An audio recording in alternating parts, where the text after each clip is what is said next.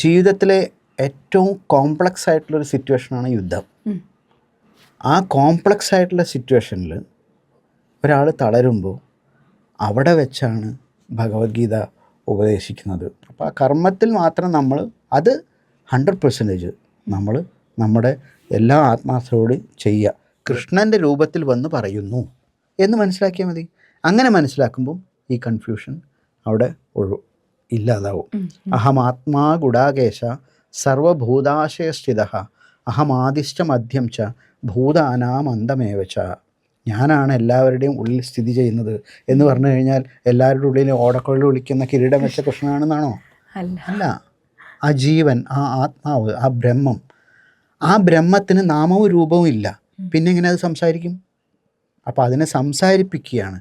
അവിടെയാണ് വ്യാസരുടെ കഴിവ്.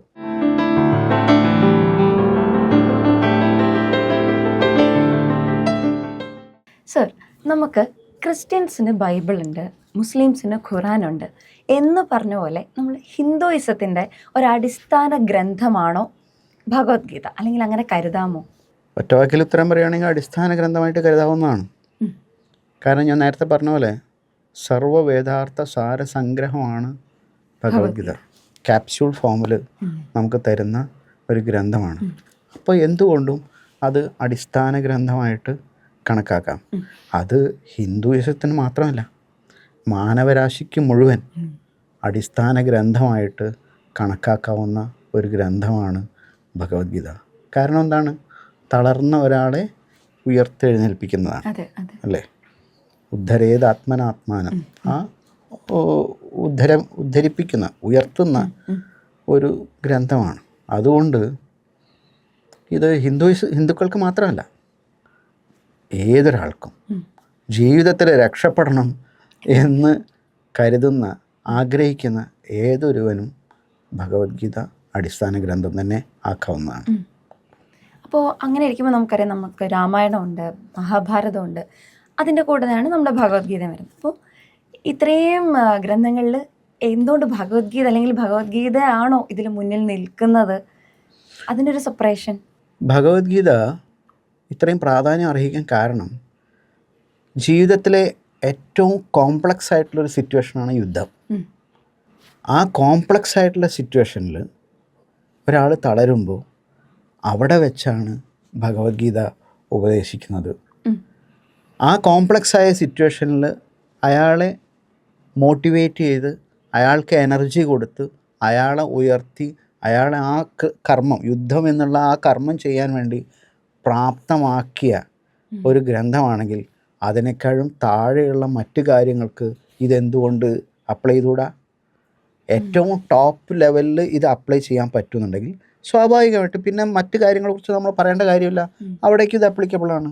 അപ്പോൾ അതുകൊണ്ട് അത് ഇന്നത്തെ കാലഘട്ടത്തിൽ ഇത്തരം സിറ്റുവേഷൻസിൽ അത് നിസ്സംശയം പറയാം, അത് റെലവൻ്റാണ്, അടിസ്ഥാനമാക്കാവുന്നതാണ്, അതൊരു ചവിട്ടുപടി ആക്കാവുന്നതാണ്. എപ്പോഴും അവനവനെ ഉദ്ധരിക്കുവാൻ, തളർന്ന ഒരാളെ, കഴിവുണ്ടായിട്ടും തളർന്നു പോകുന്ന ഒരാളെ, അയാൾക്ക് മോട്ടിവേഷൻ വേണമെന്നുണ്ടെങ്കിൽ പുറത്തേക്ക് നോക്കണ്ട. അതെ, പുറത്തേക്ക് നോക്കണ്ട, ഭഗവത്ഗീതയിലുണ്ട്. അതുകൊണ്ടാണ് അത് അത്രയും റെലവൻ്റ് ആവുന്നത്. അങ്ങനെ പറയുമ്പോൾ ഇപ്പോൾ നമ്മുടെ ജെൻസി കിഡ്സ്, അല്ലെങ്കിൽ ന്യൂ ജനറേഷൻ, ഇവർക്കൊന്നും ഇപ്പോൾ ഭഗവത്ഗീത അങ്ങനെ വായിക്കാൻ സമയം ഉണ്ടാവില്ല. പക്ഷേ കുറേയൊക്കെ ആൾക്കാർക്ക് ഇൻട്രസ്റ്റ് ഉണ്ട്, ഇപ്പോഴും വായിക്കുന്നവരും ചൊല്ലുന്നവരൊക്കെ ഉണ്ട്, നമ്മൾ വീഡിയോസൊക്കെ കാണുന്നുണ്ട്. അപ്പോൾ അങ്ങനെയുള്ളവരോട് സാറിന് എന്താ പറയാനുള്ളത്? ലൈക്ക് ന്യൂ ജനറേഷന് ഭഗവത്ഗീത എങ്ങനെ നമുക്ക് ആപ്ലിക്കേറ്റ് ചെയ്യാൻ പറ്റും? Application of Bhagavad Gita. New generation എന്നല്ല, ഏത് ജനറേഷനും ഭഗവത്ഗീത, അത് ഏത് മതമായിക്കോട്ടെ, ഏത് രാഷ്ട്രീയമായിക്കോട്ടെ, ഏത് ദേശമായിക്കോട്ടെ, എവിടെയായാലും മനുഷ്യൻ എന്ന് പറയുന്ന വ്യക്തിക്ക്, ആ ആൾക്ക്, ഏത് ജനറേഷനായാലും അവർക്ക് ഇത് അടിസ്ഥാന ഗ്രന്ഥമാക്കി ജീവിത വിജയത്തിലേക്ക് നയിക്കാൻ പാകത്തിലുള്ള ഒരു ഗ്രന്ഥമാണ് ഭഗവത്ഗീത. അത് അർജുനൻ യുദ്ധം ചെയ്യുന്ന സമയത്ത് തളർന്നു. ജൻസിയാണെങ്കിൽ അവരുടെ ഓഫീസ് കാര്യങ്ങളിൽ തളരുമ്പോൾ, അല്ലെങ്കിൽ അവരുടെ റിലേഷൻഷിപ്പിൽ തളർച്ച വരുമ്പോൾ, അല്ലെങ്കിൽ അവരുടെ പഠിക്കുന്ന കാര്യത്തിൽ തളർച്ച വരുമ്പോൾ, അവിടേക്കൊക്കെ ഇത് അപ്ലൈ ചെയ്യാം. ഇത് ഒരു സാധനം പഠിച്ചു കഴിഞ്ഞാൽ ഇത് പല സ്ഥലത്തേക്ക് നമുക്ക് അപ്ലൈ ചെയ്യാൻ പറ്റും. അതിൻ്റെ അപ്ലിക്കേഷനിലൂടെ നമുക്ക് നമ്മളെ തന്നെ ഉയർത്താം. അവനവൻ തളരുന്ന സമയത്തൊക്കെ ഒരു പിടിവള്ളിയായിട്ട്, ഒരു കൈത്താങ്ങായിട്ട്, ഒരു ഊന്നുവടിയായിട്ട്, ഒരു മാർഗദർശിയായിട്ട് ഭഗവത്ഗീതയെ നമുക്ക് കാണാം, ആശ്രയിക്കാം. അത്തരത്തിലുള്ള സാറിൻ്റെ എന്തെങ്കിലും ഒരു എക്സ്പീരിയൻസും കൂടെ ഒന്ന് ഷെയർ ചെയ്യോ? എക്സ്പീരിയൻസ് ഞാനിപ്പോൾ ചെയ്യുന്നത് വക്കീൽ പണിയാണ്. അവിടെ പലപ്പോഴും നമ്മൾ പ്രതീക്ഷിക്കുന്ന റിസൾട്ട് നമുക്ക് കിട്ടാതെ വരുമ്പോൾ ഒരു വിഷമം ഉണ്ടാവും. ഇതിനു മുമ്പൊക്കെ എനിക്ക് വിഷമം ഉണ്ടായിരുന്നു. പലപ്പോഴും നമുക്ക് ഈ പ്രൊഫഷൻ തന്നെ നിർത്തിപ്പോയാലോ എന്ന് തോന്നും.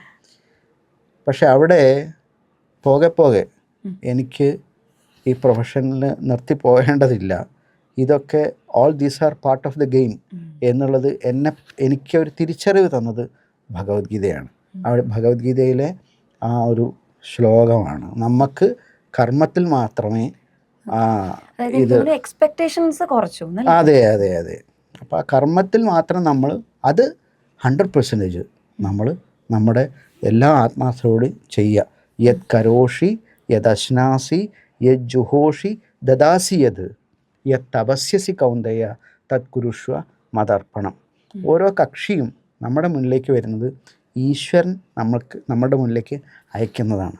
അപ്പോൾ ആ കക്ഷിയുടെ കേസ് നമ്മൾ ഈശ്വരാർപ്പണമായിട്ട് നമ്മൾ 100% നമ്മളുടെ കഴിവ് അതിലിട്ട് 100% നമ്മൾ നന്നായി പെർഫോം ചെയ്യുക.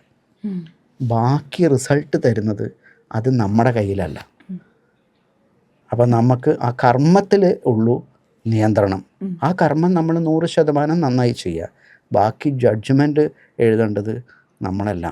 അത് ആ ജഡ്ജിന് തോന്നണം. ജഡ്ജിനെ തോന്നിപ്പിക്കുക എന്നുള്ളതാണ് നമ്മുടെ കർത്തവ്യം. അത് നമ്മൾ 100% നമ്മുടെ കഴിവ് വെച്ചിട്ട് നമ്മൾ ചെയ്യുക. ബാക്കിയൊക്കെ ഈശ്വരൻ നിശ്ചയിക്കുന്ന പോലെ വരട്ടെ എന്ന ഒരു നിലപാടെടുക്കുന്നതോടുകൂടി സമാധാനമുണ്ട്.